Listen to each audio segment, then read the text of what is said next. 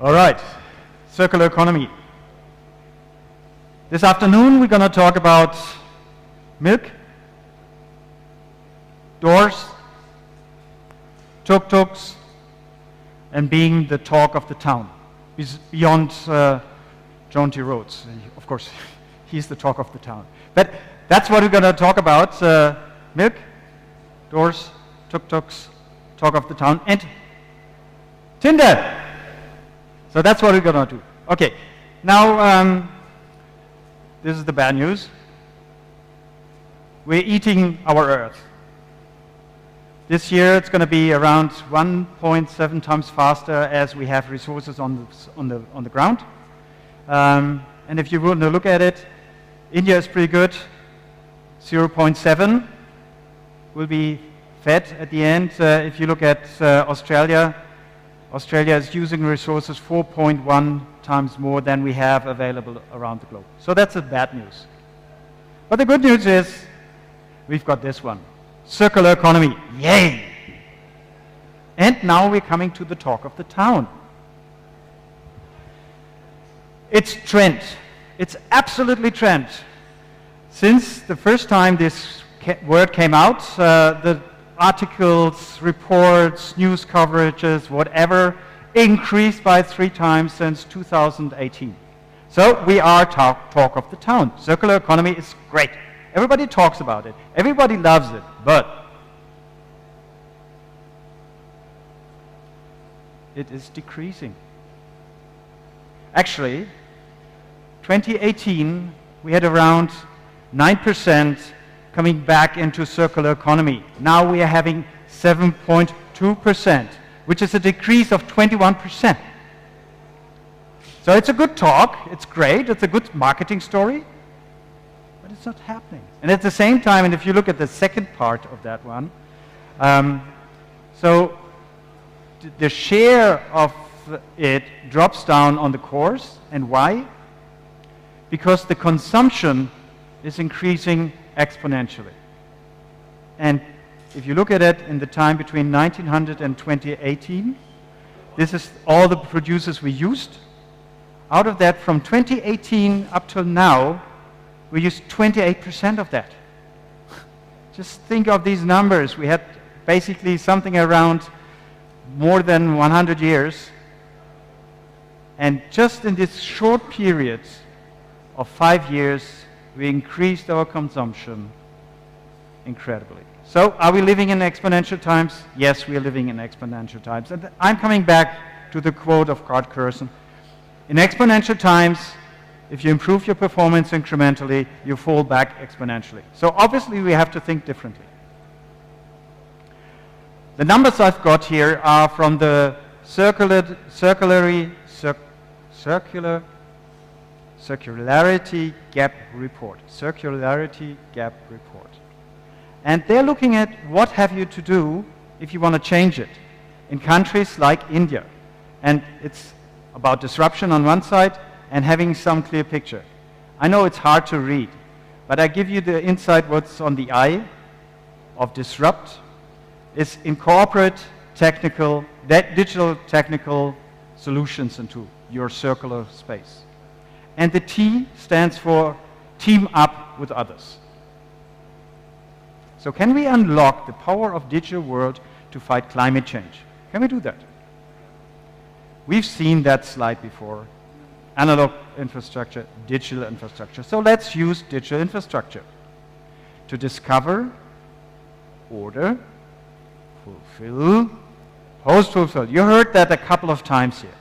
So obviously it's a good idea to discover something, then you can order it, fulfill, post-fulfill, and you can do it with ONDC by buying something. But if you think of the reverse way, to discover something, to order something, to fulfill, post-fulfill. To build a network of networks in circularity. And not only recircle it at the end of life, but maybe there are some steps in between. Let's think of our 3-wheelers and 2-wheelers electric vehicles. This is what you can gain in the battery recycling part. It's amazing what you can do with batteries at the end.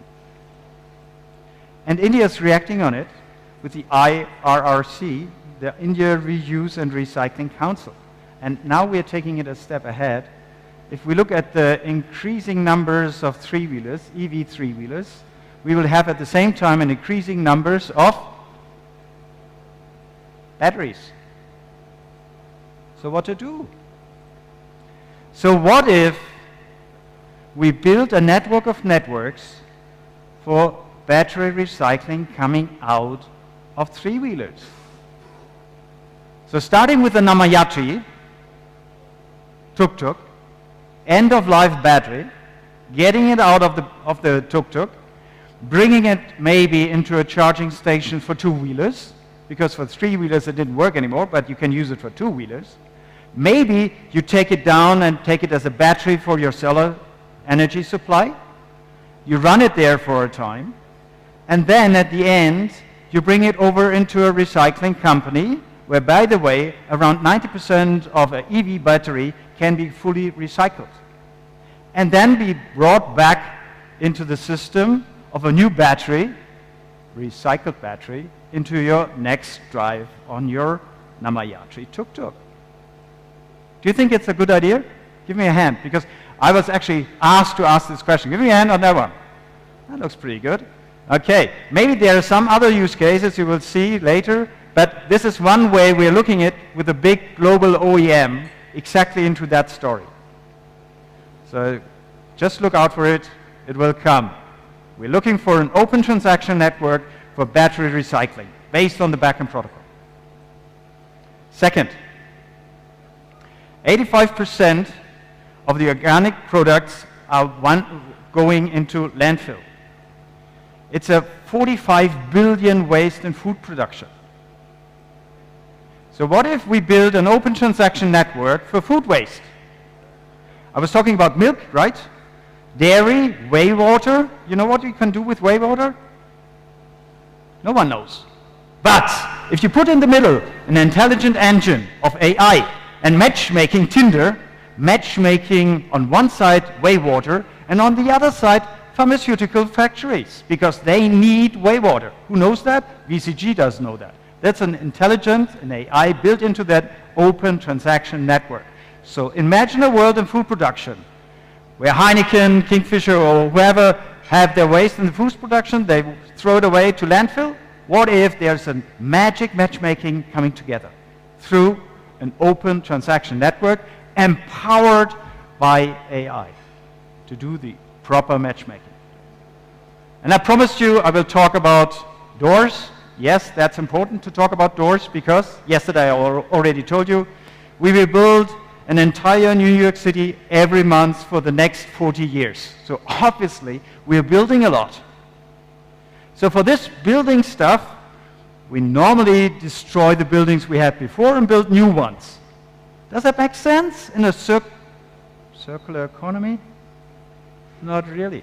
Now, think of what if architects have a building management information system, it's already there, by the way, connected with an open transaction network, while he's constructing a building, to do it in a way and to give the building an Aadhaar, what they're building in, so when they reconstruct it or dismantle it, you can take piece by piece and put it back together into a building. And if you think that's a dream, it's a dream which already came true in Denmark.